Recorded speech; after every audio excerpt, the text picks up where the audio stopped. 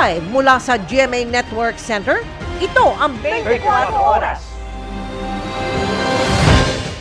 Magandang gabi po Luzon, Visayas at Mindanao.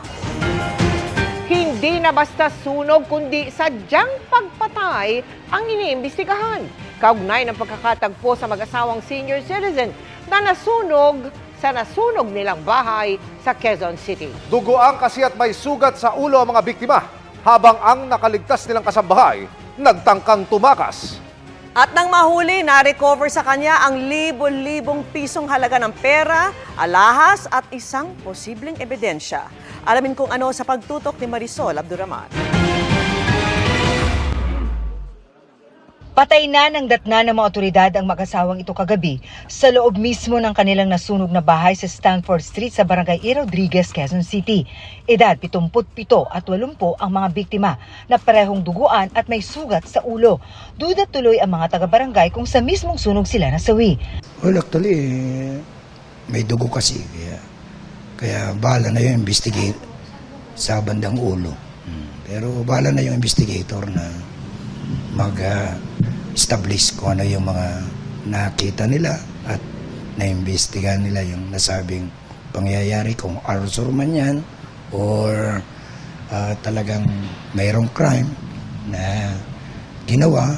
Nakaligtas naman ang kanilang kasambahay na ayon sa mga taga-barangay ay naunang lumabas ng bahay na may dalang maleta. Dinala siya sa tanggapan ng barangay pero tumakas umano matapos magpaalam na magbabanyo lang. Natunto naman siya agad ng mga tanod habang naglalakad papuntang sakayan. Ngayon, itinuturing na suspect ang kasambahay.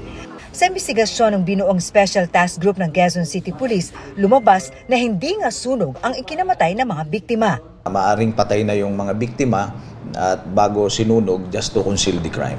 Base na rin sa sinasabi ng ating kasamahan sa Bureau of Fire Protection, hindi yung sunog ang cause of death at minarecover tayo doon na possible murder weapon, yung isang yabi tubo na ginamit sa paghampas doon sa ulo ng ating mga biktima.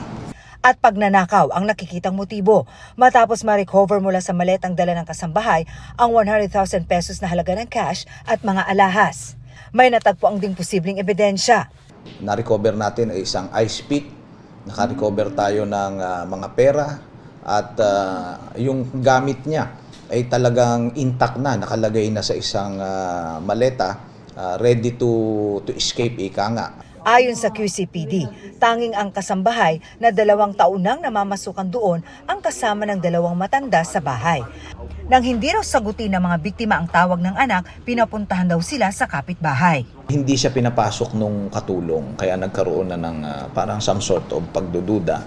Tapos later on, bigla nga sumiklab yung sunog nung. Itinanggi naman ng suspect ang aligasyon. Kahit ano sir ang ginagawa niyo sa akin, wala akong ginagawa na masama, hindi ko kaya yun. Patuloy na iniimbestigahan ng QCPD ang krimen, kabilang sa inaalam kung may kasabwat ang suspect. Para sa GMA Integrated News, Marisol Abduraman, nakatuto 24 oras. Mas malakas kumpara sa pangkaraniwan. Ganyan isinalarawan na ang pambobomba ng tubig ng China dahilan para umano masira ang isa sa resupply ship ng Pilipinas at ikinasugat pa ng 5 sakay nito. Ayon po yan kay Vice Admiral Alberto Carlos na sakay mismo ng inataking barko. Mula sa Puerto Princesa sa Palawan, nakatutok live si Joseph Moro. Joseph?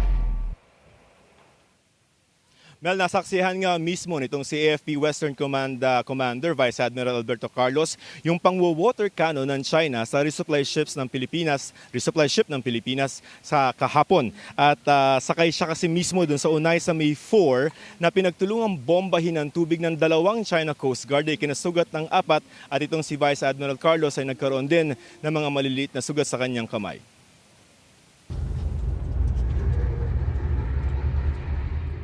Nung una isang barko lamang ng China Coast Guard na nangwo-water cannon sa resupply ship na unay sa May 4 na papunta sana ng Ayungin Shoal para dalhan ng supply ang mga sundalong naka-assign sa nakasadsad na BRP Sierra Madre. Pero ilang milya na lamang layo mula doon, pinagitnaan nito na naglalaki ang mga barko ng China Coast Guard. At maya-maya, 2 barko na ang bumomba ng tubig dito. Sa pool, ang unay sa May 4. Sa drone shot ng Philippine Coast Guard, kitang-kita ang pagtama ng tubig sa mismong barko. Nasa gitna na talaga, tinatamaan yung ating dati pahapyaw lang, ngayon hindi na. Sa gitna na talaga. Nagtutulungan at itong isang Chinese Coast Guard vessel, hinaharangan tayo para hindi natin makita yung nangyayari sa likod. Sa lakas ng tubig, aakalain mong lulubog na ang unay sa May 4 pero nakawala pa rin ito.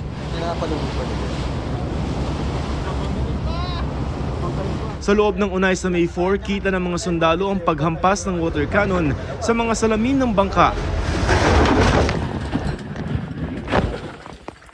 Habang papalayo, dinikitan na ito ng BRP Sindangan. Sir! Anong mga damage, sir? Bintana sira! Bintana sira! Ano pa, sir? Pinasok kayo sa loob?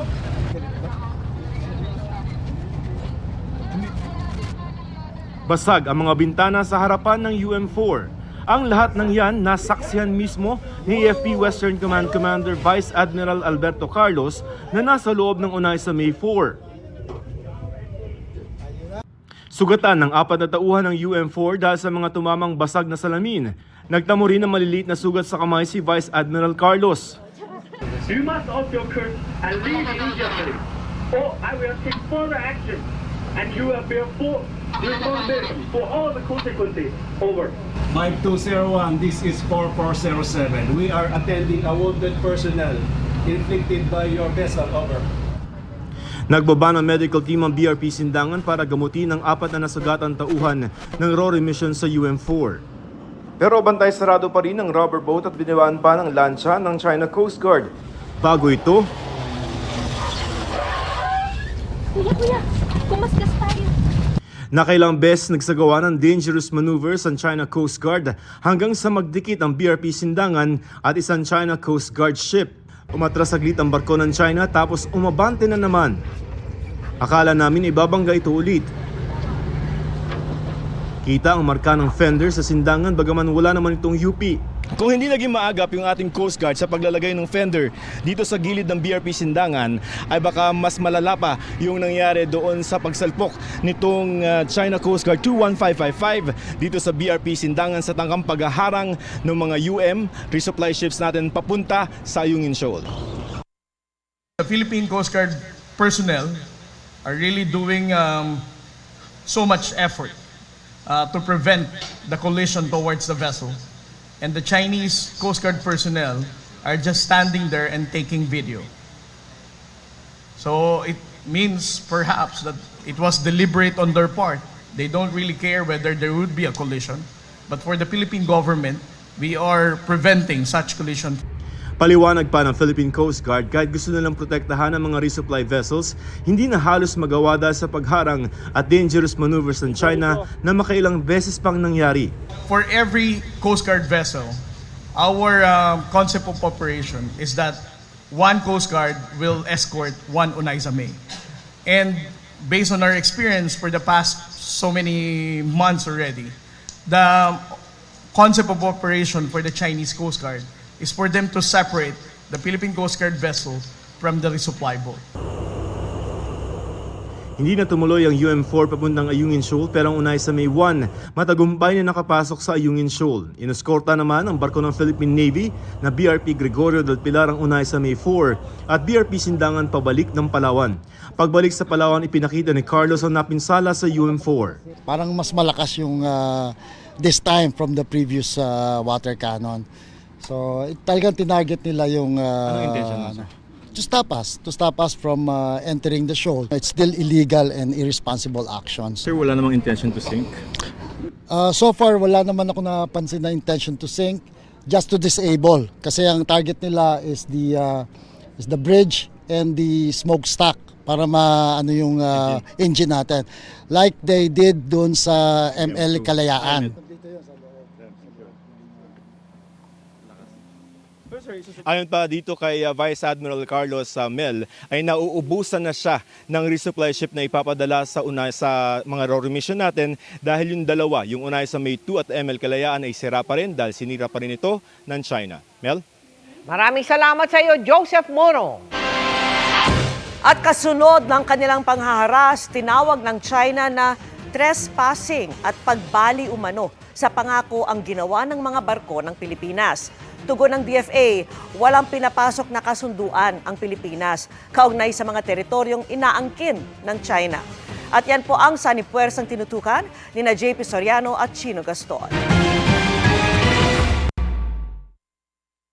Ang malapitang pagbomba ng water cannon sa resupply ship ng Pilipinas na unay sa May 4, ikinagulat daw ng National Security Council at Department of Foreign Affairs, lalo na't naging payapa ang huling misyon sa Ayungin noong Pebrero. Sa kabila ng mga pahayag ng China, wala raw kasunduan na pinapasok ang Pilipinas sa China tungkol sa Ayungin. China, however, has made references to supposed agreements or arrangements out of these discussions. The Philippines has not entered into any agreement. I repeat, the Philippines has not entered into any agreement abandoning its sovereign rights and jurisdiction over its EEZ and continental shelf, including in the vicinity of the Ayungin Shoal. Ayon sa US State Department, tutulong ang US kung magkakaroon ng armed attack sa mga barko, eroplano at mga tauhan ng AFP at Coast Guard ng Pilipinas alinsunod sa Mutual Defense Treaty. Pero hindi nila masagot kung sakop ba ng MDT ang mga nangyayaring pangwawater cannon ng China. Do these constitute armed attacks? I think it was water cannon and collisions of boats. I'm not going to speculate or get out ahead of any discussions in this regard. Para naman kay dating Supreme Court Senior Associate Justice Antonio Carpio, isa sa pwedeng gawin ng Pilipinas laban sa pag-aangkin ng China ay ang pagtayo ng lighthouse sa Ayungin. Tiyak na aalma raw at haharangin ito ng China. Pero oras na mangyari ito, hihintuin tayo ng China eh. Then we go to the tribunal because under the UNCLOS, we have the exclusive right, because that's our EEZ, to manage the fisheries there, to manage the natural resources there, to preserve the natural resources there, and to conduct scientific studies. Ang China nagpadala naman ng protesta sa Department of Foreign Affairs dahil sa anilay trespassing sa Ayungin Shoal na tinatawag nilang Renai Jiao. Giit ng China, mga sasakyang pandagat ng Pilipinas ang nanghimasok sa bahagi raw ng kanilang teritoryo nang walang permiso mula sa gobyerno ng China para magdala ng mga materyales at supply sa BRP Sierra Madre na iligal umanong nakasadsad sa Ayungin Shoal. Ginawa lang daw ng China Coast Guard ang mga regulatory action sa mga sasakyan ng Pilipinas na anilay sang-ayon sa batas, professional, restrained o nagpigil pa nga raw ang China Coast Guard sa kanilang mga naging aksyon at makatarungan daw ang kanilang mga ginawa. Ayon naman sa tagapagsalita ng Chinese Foreign Ministry na si Mao Ning, Pilipinas daw ang sumira na naman sa pangako nito sa China matapos daw ang anilay mapangahas na pangahamon at aksyon ng ating mga sasakyang pandagat sa Ayungin Shoal o Renai Jiao. Pilipinas daw ang gumagawa ng gulo ng paglabag daw sa kanilang territorial sovereignty at maritime rights. Ayon naman sa Department of Foreign Affairs, dapat daw mag-ingat ang mga Pilipino sa pag-intindi sa mga pahayag ng China. China has a lot of narratives and we really have to be very careful. But they're not in their EEZ. They're a big distance away from the EEZ. They are in our EEZ, and because of that, it is us who will determine what we will do in our EEZ, is it not? Para sa GMA Integrated News, JP Soriano. Chino Gaston nakatutok, 24 oras. Sa isang pahayag, hinimok ni Defense Secretary Gilberto Teodoro ang China na magsabi ng katotohanan. Ang ginagawa raw ng China ay para subukang bigyan ng katwiran ang kanilang illegal na hakbang sa mga inaangkin nilang teritoryo sa South China Sea. Tiniyak ni Pangulong Bongbong Marcos na maghahain ng protesta ang Pilipinas laban sa panibagong pangaharas ng China sa Ayungin Shoal. Pero ayon sa Pangulo, hindi pa ito sapat na dahilan para gamitin ang Mutual Defense Treaty sa Amerika. Mula Melbourne, Australia, nakatutok live si Ian Cruz. Ian? Mel, tiniyak nga ng Pangulo na hindi palalampasin ng Pilipinas ang nagganap na kolisyon sa pagitan ng mga barko ng Pilipinas at ng China malapit sa Ayungin Shoal sa West Philippine Sea. Tinawag din ng Pangulo na panghihimasok sa ating teritoryo ang namataan naman na research vessel doon sa Benham Rise sa Philippine Sea. Why that would not be a good Sa isang recorded video dito sa Melbourne, tiniyak ni Pangulong Bongbong Marcos maghahain ng protesta ang Pilipinas sa naganap na banggaan sa pagitan ng Philippine at Chinese Coast Guard vessels malapit sa Ayungin Shoal sa West Philippine Sea. Lalo't napinsala raw ang ating resupply boat at sugatan ang ilang tropa. Pero ang masama nangyari sa resupply mission, hindi raw maaaring maging dahilan para gamitin na ng bansa ang Mutual Defense Treaty sa Amerika. I do not think that it is the time or the reason to invoke the Mutual Defense Treaty. However, we continue to view with great alarm this continuing dangerous maneuvers and dangerous actions that are being done against our seamen, our Coast Guard, and in this time they damaged the cargo ship and caused some injury to some of our seamen, and I think that we cannot view this in any way but in the most serious way. Kanya ring binanggit ang umano'y panghihimasok ng China sa Philippine Rise o Benham Rise kung saan namataan ang ilang Chinese research vessel. Hindi rin ito nagustuhan ng Pangulo. This is a clear intrusion into a Philippine maritime territory. And it is matter, as usual, of great concern. There is a suspicion that they are not only research vessels. So, again, this is a bit of an escalation of the tension that is present in the West Philippine Sea.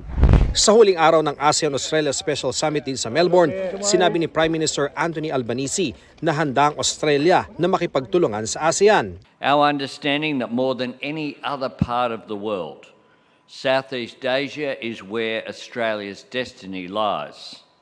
This is why we will continue to support your ASEAN outlook on the Indo-Pacific and ensure the stability and peace of our region. Pinasalamatan naman ni Marcos ang Australia sa parati nitong pagsuporta sa rule of law sa UNCLOS at sa 2016 Arbitral Award pabor sa Pilipinas.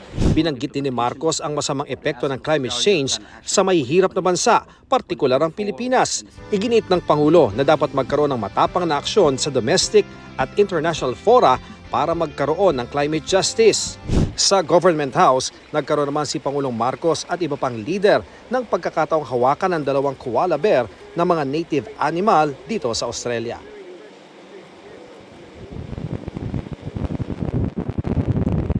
Mel, natapos na nga yung special summit ng ASEAN at ng Australia dito sa Melbourne kanina at sa kanilang joint statement, tiniyak nilang magtutulungan para nga mapanatili ang kapayapaan at katatagan sa ating rehiyon. Hangad din ng ASEAN ang rehiyon na rumerespeto sa integridad ng teritoryo at soberanya. Pero Mel, ang China, sinabing pati daw nila yung inilabas na statement na yan ng joint statement na yan ng ASEAN at Australia matapos ngayong kanilang special summit. Pero ang sinasabi naman nila, stable daw ang sitwasyon ngayon sa South China Sea. Yan ang latest mula rito sa Melbourne, Australia para sa GMA Integrated News. Ian Cruz nakatutok, 24 oras. Maraming salamat sa iyo, Ian Cruz. Isa ka rin ba sa mga kinabahang baka na-hack ang Facebook at iba pang social media account matapos ilang sandaling hindi mabuksan kagabi? Ang paliwanag ng Meta na may-ari ng mga app sa pagtutok ni June Veneracion. Paano kung sa gitna ng paggamit mo ng iyong social media account, bigla na lang itong na-log out at hindi na mabuksan? Ganyan ang nangyari kagabi sa mga apps ng Meta sa Facebook, Instagram at Messenger na ikinabigla ng mga user nito. Kusang nag-logout ang mga account at hindi na ma-login. At hindi lang Pilipinas ang tinamaan, kundi maging ang ilang bansa. Isa sa mga kinabahan ay si James Delfin. Sa isip ko na baka na-hack nga.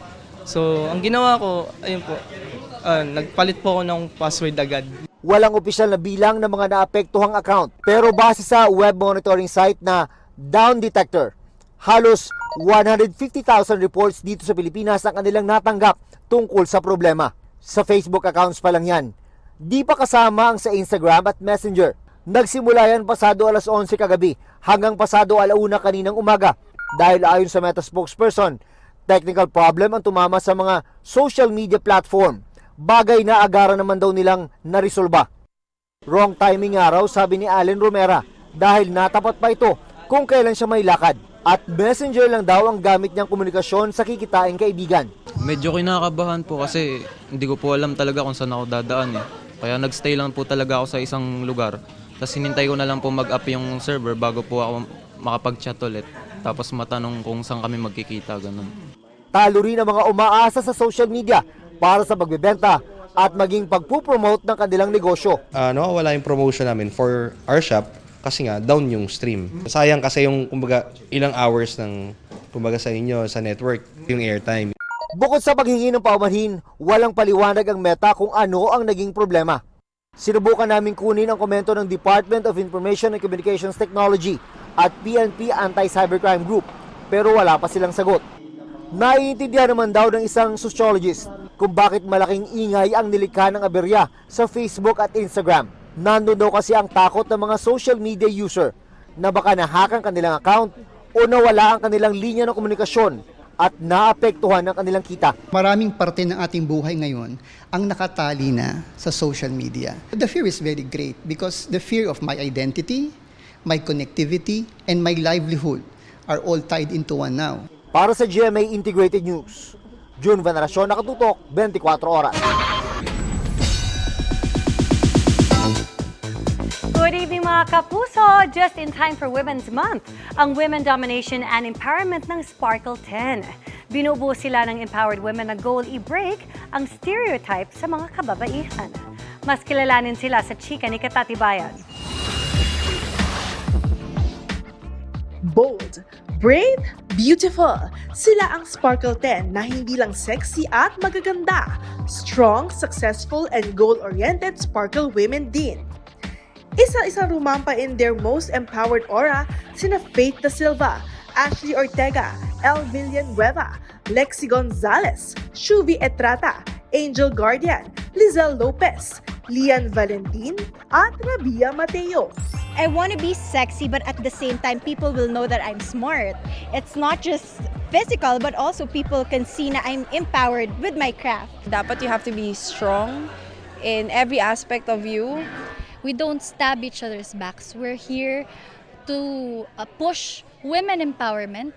Sa kabila ng pagiging fierce, hindi pa rin naman daw mawawala ang kakulitan nila gaya sa photo shoot. We all know naman na medyo daring yung shoot namin. We were wearing a swimsuit. So medyo nag-prepare kami physically. So hindi kami, nag-diet kami. Pero ng mga bandang hapon na, alam mo yung sabay-sabay kami, damay-damay, gutom na kami. Gutom na kami. Tapos may dumating na pizza, hindi na namin napigilan na sabay-sabay kami kumain. Yung saba ni Angel Guardian, nagdala siya ng saba. Tapos si Lian nagdala naman ng boiled egg. They're so kind. Nagdala sila and we shared. Para makakain ng lahat kung gustong kumain, para hindi mahilog. Isa naman daw sa advocacy ni Lian, self-love and no to body shaming na minsan na rin niyang naranasan. Sabi ko talaga sa sarili ko, hindi na ako mag-overthink. Kasi hindi siya nakakabuti sa akin. So I'll just go and accept everything. Kung ano, kung sino ko, kung ano itsura ko. Tips naman ni Elle at Lizelle to feel confidently beautiful inside and out. Meron kang sariling voice na you're able to speak up for yourself, and that's whenever I feel sexy. Mag-gym ka, mag-diet ka, gawin mo to. And then ayun, na-achieve naman siya. Nung nag-start na ako mag-lose weight, I feel better. I feel a lot comfortable with myself, confident. Kung mabigyan ng Project Sparkle 10, ang wish ni Angel? Ang saya siguro makita na comedy drama. 'Di ba? Kasi ang gugulo namin, tapos lahat kami umaarte. Feeling ko maganda 'yun, tapos nasa island kami lahat. Hindi naman nakadalo sa media conference ang kanilang Sparkle 10 sister na si Kate Valdez. Full support naman ang GMA executives sa pangunguna ni Senior Vice President for Program Support Department and Chief Risk Officer Reggie C. Bautista at Senior Vice President Attorney Annette Dozon Valdez. You know, they're all smart, very intelligent ladies, very talented. They each have their own personalities. And bagay na na-launch natin to ngayon kasi March is Women's Month, Women Empowerment. And nakita natin na these are strong women. They have goals, they have dreams, and they're on their way to achieve them. Katatibayan, updated sa showbiz happenings.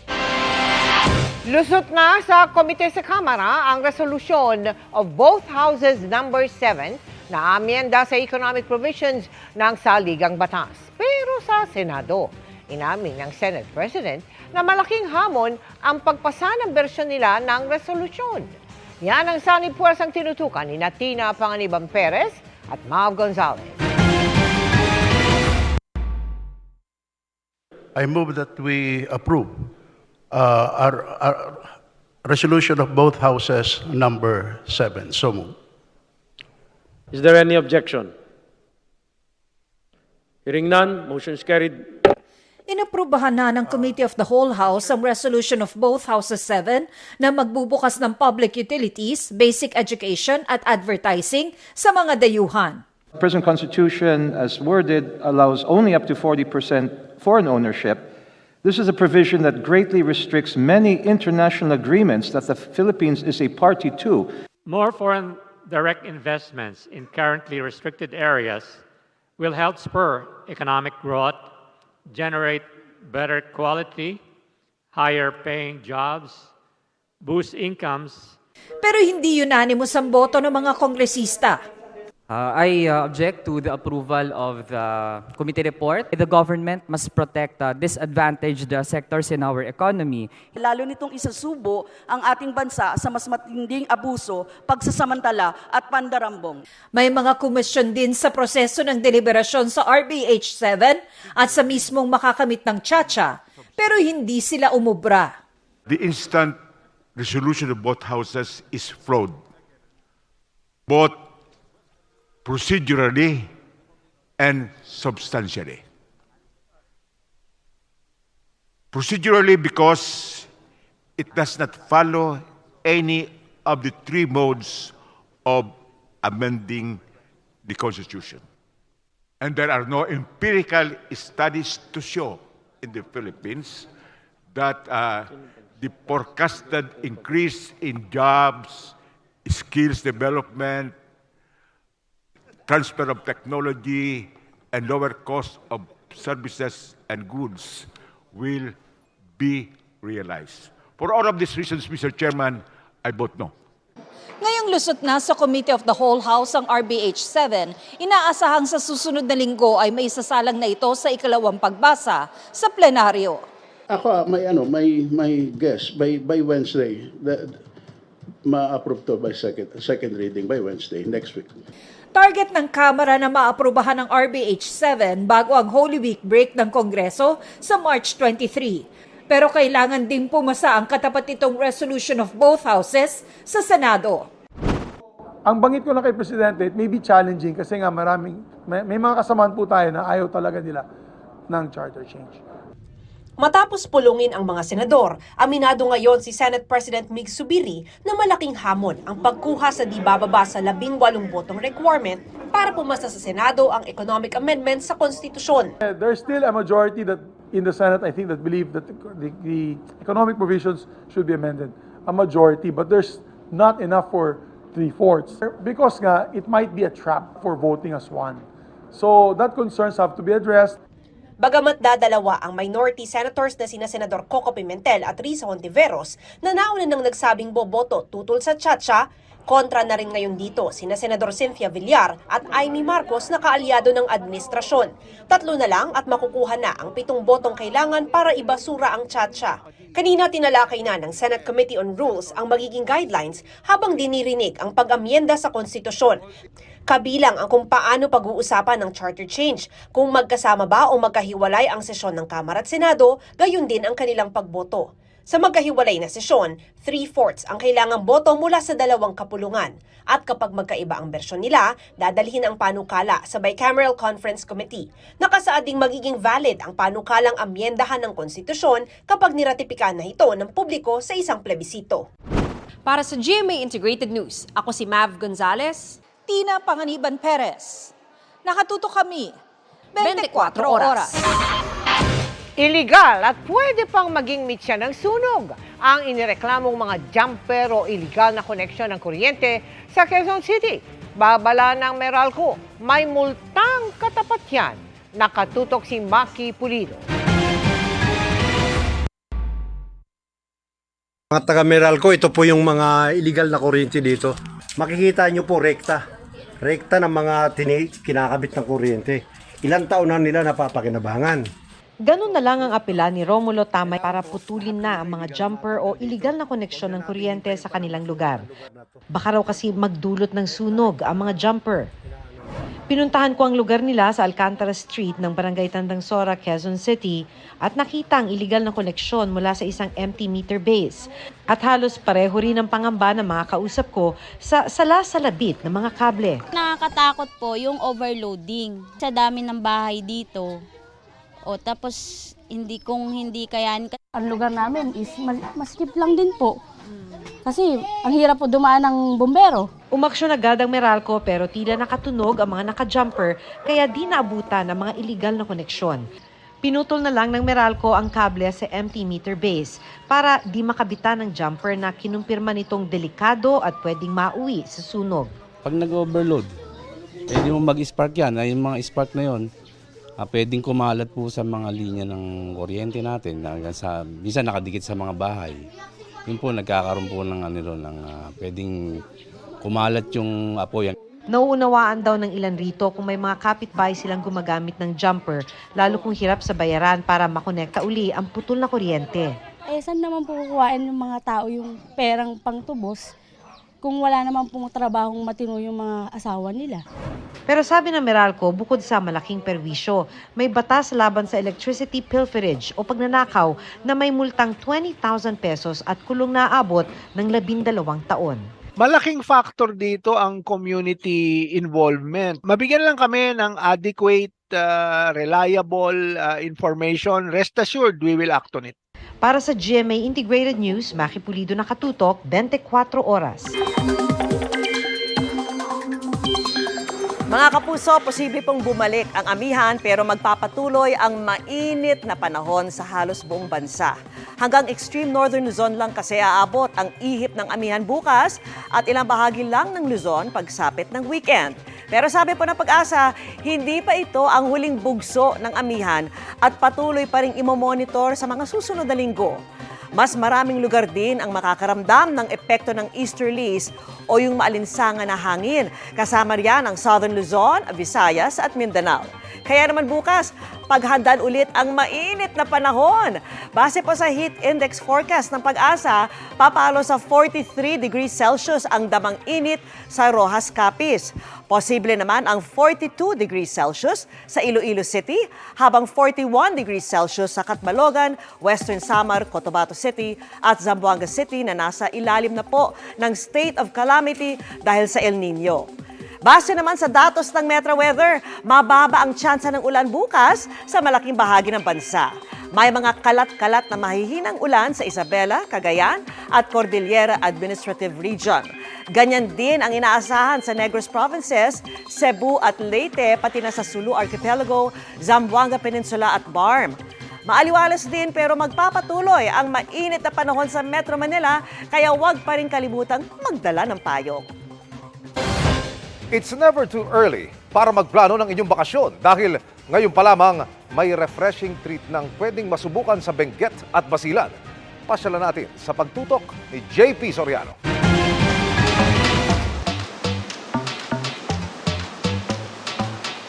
Refreshing at malinis na tubig.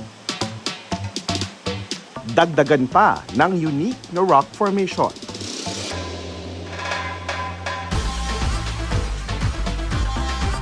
Talagang malalove at first sight ang mga bibisita sa Bulingan Falls sa Lamitan City. malayo sa nakagisnang tingin sa lugar na magulo, ang chill na vibe sa falls. Bonus pa ang mga cottage sa paligid kung saan pwedeng tumambay.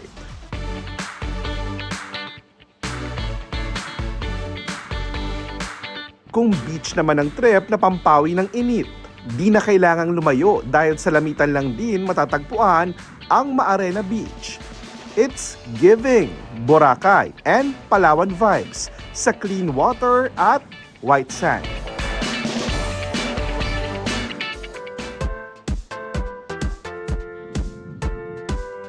But wait, meron pa para naman sa mga naghahanap ng IG-worthy na pasyalan. Perfect dyan ang garden na ito na mala Holland ang fields kung saan main attraction ang nasa 30,000 na tulip. Ang mga yan, gawa sa recycled materials.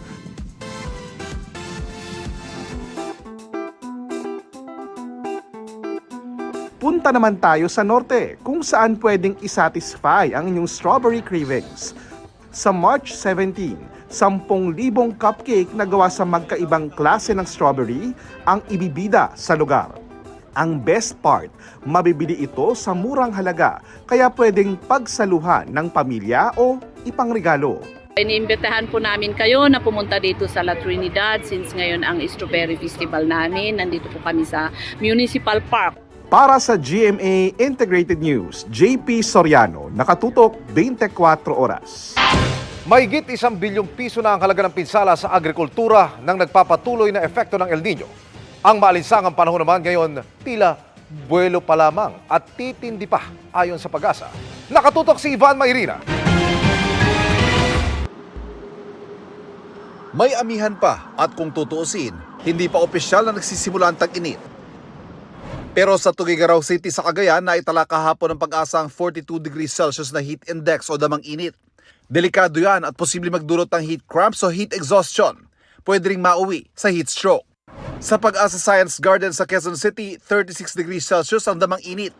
At ang alinsahang yan, kumbaga sa kanta, ay intro pa lang ayon sa Pag-asa. Asahan po natin sa mga susunod na mga araw at linggo, lalong-lalo na po kung tuluyang maglalaho yung ating amihan, ay maaaring makakaranas na tayo ng medyo mas matindi pang temperaturang mainit and then yung mataas na damang alinsangan. Ngayon pa nga lang nasa state of calamity ng Zamboanga City dahil sa matinding epekto ng El Nino. Nagpapatupad na roon ng pagrarasyon ng tubig matapos bumaba sa critical below normal level ng Pasunanca Water Treatment Plant. Ang hirap talaga, ma'am. Kasi kung wala tubig, hindi ka makakain. At saka, madami yung mga damit. Sabi ng Pag-asa sa pagtatapos sa Pebrero, 24 na probinsya sa Luzon ang nakaranas ng meteorological drought o tagtuyot. Hindi pa kasama dyan ang lalawigan ng Albay na nagkakabitak-bitak na rin ang ilang sakahan. Sa pagtaya naman ng National Irrigation Office doon, nasa 250 na hektarya ng palayan ang namemeligrong masira. Kaya naman todo kayod sila ngayon para maisalba pa ang mga tanim na palay. Marami kaming ginagawang immediate measures para hindi siya ma-fall under totally damaged na crop. Mataas yung temperature niya as well as yung heat index niya. Mataas, so ibig sabihin mataas yung evaporation rate at mabilis mawala yung soil moisture doon. Sa tala ng National Disaster Risk Reduction and Management Council o NDRRMC, ngayon pa lang ay higit na sa 1 bilyong pisong halaga ng pinsala sa agrikultura. Pinakamalaki sa Western Visayas na nagtala ng halos 700 milyong halaga ng pinsala. Ang National Irrigation Administration ang ninindigang napaghandaan nila ang epekto ng El Nino. Kabilang daw dyan ang crop diversification o pagtatanim ng mga hindi matakaw sa tubig at pagpapalit ng timing ng pagtatanim. March, magla-launch po kami ng 40,000 hectares doon sa aming contract farming. Sinasabi natin El Nino, di ba? Pinapakita lamang po namin na kahit may El Nino, kung meron tayong patubig, ay pwede ho tayong magtanim ng palay. Para sa GMA Integrated News, Ivan Mayrina, nakatutok, 24 oras. Nababahala raw ang ilang senador sa pagpayag na bumili ng matataas na kalibre ng baril ang mga sibilyan. Mungkahi nila, pag-aralan ulit ang pulisya. Ang tugon ng pulisya sa pagtutok ni Dano Tingkungko. Sa March 16 na magiging epektibo ang inamyendahang Implementing Rules and Regulations ng RA 10591, ang batas na nagpapahintulot sa mga sibilyan na bumili at magmay-ari ng semi-automatic rifles at high-powered firearms. Kaya ang ilang senador nababahala na. Dapat daw pag-aralan itong muli dahil sa posibleng epekto nito sa peace and order ng bansa, ayon kay Senador Francis Tolentino. Papayag ba kayo yung kapitbahay mo may submachine gun? Papayag ba kayo? Ito nakikita natin na gun rage pag yung nasa yung side mirror mo. Di ba? Ito mahaba na yung ilalabas sa'yo. So, ang pakiusap ko po siguro, kahit i-allow ito, ay maghinay-hinay muna. Una, piliin yung karapat-dapat na makaposes. Piliin yung tamang tao na hahawak nito. Di ba? Napakarami na nating road rage. Si Senadora Amy Marcos nag-aalala raw sa posibleng pagtaas ng insidente ng krimen, terorismo, arms smuggling at karahasan, lalo't na lalapit pa naman ang midterm elections sa susunod na taon. Siguro, ngayon pa lang sabihin na natin sa PNP, wag nang gawing effective, wag nang antayin na maging force and effect itong bagong IRR ng 2024. Pero si Senate President Mig Zubiri walang nakikitang mali basta't masisiguro na responsable ang gun owners na papayagang makahawak ng mga naturang baril. I'll be a hypocrite kung sasabihin ko ayoko dahil meron din po ako long arm. So, dapat lang pagsikapin nila ang pagbusisi ng pagbibigay po ng mga lisensya at pagbebenta ng mga baril sa kanila. Kasi we still have an insurgency, we still have internal security threats. Batid naman daw ng pulisya ang agam-agam ng mga senador. Pero paniguro ng pulisya may sapat daw na safeguards para masiguro ang kaligtasan ng publiko sa gitna ng pagpayag sa publiko na magmay-ari ng high-powered at semi-automatic na rifle. The FEO is very strict in seeing to it that those who can own are those only who pass our neuro, our drug test. Then after passing and owning those firearms, mas marami yung restrictions kasi ang daming grounds for revocation. Bukod sa pagpayag sa pagbili at pagmamay-ari ng high-powered firearms, pinapalawig din ng batas ang validity ng mga lisensya at permit to carry. Mula sa 2 taon, pwede nang makakuha ng 5 hanggang 10 taon. Para sa GMA Integrated News, Danoting Kungko, nakatutok 24 oras. Tinawag ng kampo ni Kingdom of Jesus Christ founder, Pastor Apollo Kibuloy, na pag-uusig daw o persecution ang ginagawa raw ng gobyerno ngayon laban sa kanya. Tugon niya ng abogado niyang si Attorney Ferdinand Topacio matapos i-contempt ng Senado si Kibuloy dahil sa hindi pagsipot sa pagdinig tungkol sa umunoy pang-aabuso sa ilang miyembro ng grupo. Sabi ni Topacio, persecution ang nangyari sa mga apostoles ni Jesucristo at ito raw ang ginagawa ng gobyerno kay Kibuloy ngayon. Pinag-utos na ng komite sa Senado ang pagpapaaresto kay Kibuloy dahil sa pag-snub niya sa sumbina nito. Busy na sa sangre taping at training si Bianco Umali pero nagawan pa rin siyang supresahin ng boyfriend na si Ruru Madrid. Ang kilig na eksena ichichika sa atin ni Aubrey Carampel. Chapter 24 begins, channeling her inner sangretera si Bianca Umali para sa kanyang 24th birthday photoshoot. Fierce and stunning si Bianca na inislay ang pagiging bagong tagapangalaga ng brilyante ng lupa sa upcoming Encantadia Chronicles Sangre. Tuloy-tuloy na nga raw ang taping at trainings. So far, everything has been so good, exciting, kahit na matagal siyang gawin, pero alam mong tama na matagal siyang gawin dahil hindi siya pwedeng madaliin, hindi siya pwedeng basta-basta, and kinakareer talaga na. Sa kabila niyan, di naman nalimutan ng boyfriend na si Black Rider Ruru Madrid na sorpresahin si Bianca. Simple at masayang farm getaway ang regalo niya noong Sabado. Parang at least makapahinga rin, makahinga. Parang ito na yung chance namin na magkaroon ng quality time together with her family din. So this year, it's different. It was made extra special by Ruru and my family because they set something up for me. They brought me somewhere far to a farm. And nandun pala silang lahat. Bihira na raw kasi silang magkita dahil kapwa busy sa taping ng kanilang pinagbibidahang serye. Kabilang dyan ang pinaghahandaang malaking eksena ni Ruru kasama si Yorme Isko Moreno. Itong mga fight scenes na gagawin namin this coming Friday na siya. Excited ka ba? Sobrang excited kasi ang angas ni Yorme. Iba yung dating ni Yorme pagka nakikipag-usap, pagka nakikipagbarilan, di ba? So, excited ako sa ano yung magiging dynamic sa aming dalawa pagdating sa fight.